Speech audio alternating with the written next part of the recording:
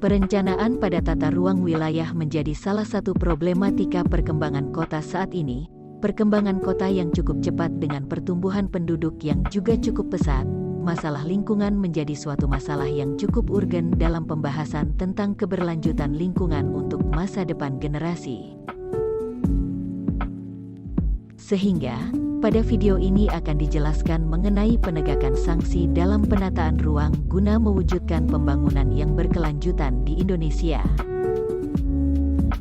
Penataan ruang merupakan sebuah proses perencanaan, pemanfaatan, dan pengendalian ruang yang dilakukan secara sistematik.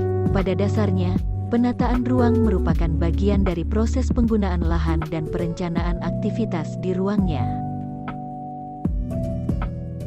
Selanjutnya, dengan adanya penataan ruang ini, bertujuan untuk mewujudkan ruang wilayah yang memenuhi kebutuhan pembangunan dengan senantiasa berwawasan lingkungan, efisiensi dalam alokasi investasi, bersinergi dan dapat dijadikan acuan dalam program pembangunan untuk tercapainya kesejahteraan masyarakat.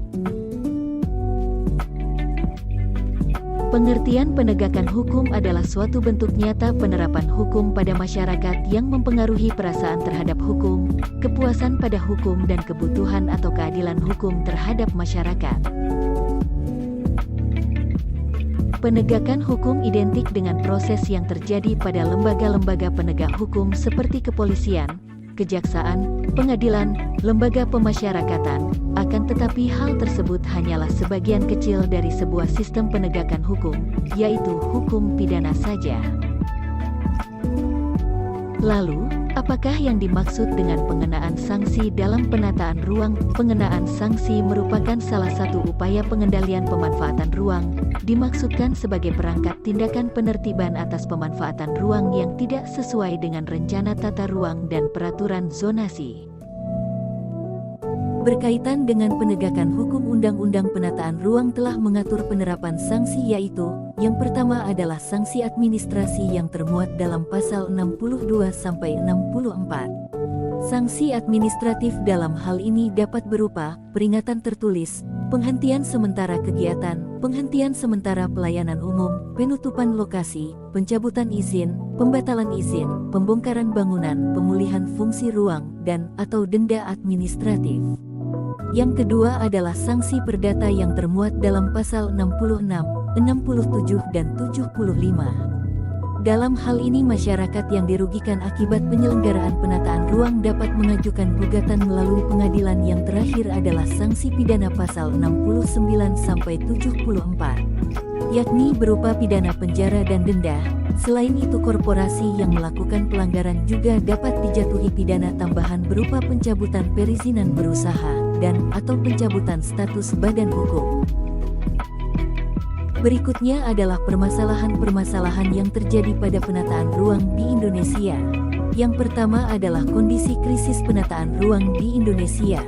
Hal ini disebabkan pembangunan yang dilakukan di suatu wilayah masih sering dilakukan tanpa mengikuti peraturan rencana tata ruang yang ada, tidak memikirkan pembangunan berkelanjutan ke depannya dan daya dukung lingkungan, serta tidak mempertimbangkan kerentanan wilayah terhadap terjadinya dampak langsung pada masyarakat, yaitu bencana alam.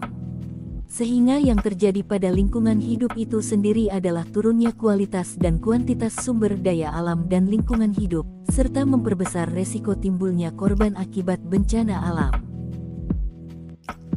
Permasalahan penataan ruang yang selanjutnya adalah terjadinya konflik pemanfaatan ruang antar sektor. Contohnya konflik antara kehutanan dan pertambangan. Faktor-faktor penyebab terjadinya permasalahan tersebut adalah belum tepatnya pengetahuan sumber daya manusia dalam bidang pengelolaan tata ruang, kualitas dari rencana tata ruang yang masih rendah, belum adanya acuan perundangan penataan ruang sebagai pelindung kebijakan pemanfaatan ruang bagi semua pihak, dan penerapan hukum berkenaan dengan pemanfaatan ruang yang masih lemah. Kemudian permasalahan mengenai akses untuk pelayanan masyarakat di wilayah tertinggal yang masih sangat terbatas, yang mana pelayanan yang paling pokok yaitu akses terhadap pelayanan sosial, ekonomi, dan politik, serta terisolir dari wilayah sekitarnya yang masih terbatas. Permasalahan berikutnya adalah mengenai pembangunan yang masih tertinggal wilayah perbatasan, termasuk juga pulau-pulau kecil Indonesia, tetapi memiliki potensi sumber daya alam yang cukup besar dan sangat strategis bagi pertahanan dan keamanan negara. Meskipun demikian, pembangunan di beberapa wilayah perbatasan tersebut masih sangat jauh tertinggal dibandingkan dengan pembangunan di wilayah negara tetangganya. Permasalahan yang terakhir adalah mengenai dampak negatif yang ditimbulkan dari kota-kota besar dan metropolitan. Antara lain adalah sebagai berikut, adalah terjadinya eksploitasi yang berlebihan terhadap sumber daya alam di sekitar kota-kota besar dan metropolitan untuk mendukung dan meningkatkan pertumbuhan ekonomi, konversi lahan pertanian produktif menjadi kawasan pemukiman, perdagangan, dan industri secara terus-menerus, menurunnya kualitas lingkungan fisik kawasan perkotaan akibat terjadinya perusakan lingkungan dan timbulnya polusi, dan lain sebagainya.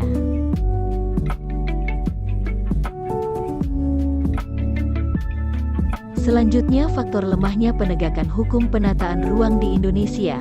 Faktor pertama, Indonesia belum mempunyai perencanaan yang terintegrasi, oleh karenanya muncullah berbagai macam persoalan yang berkaitan dengan pembangunan yang ada di Indonesia.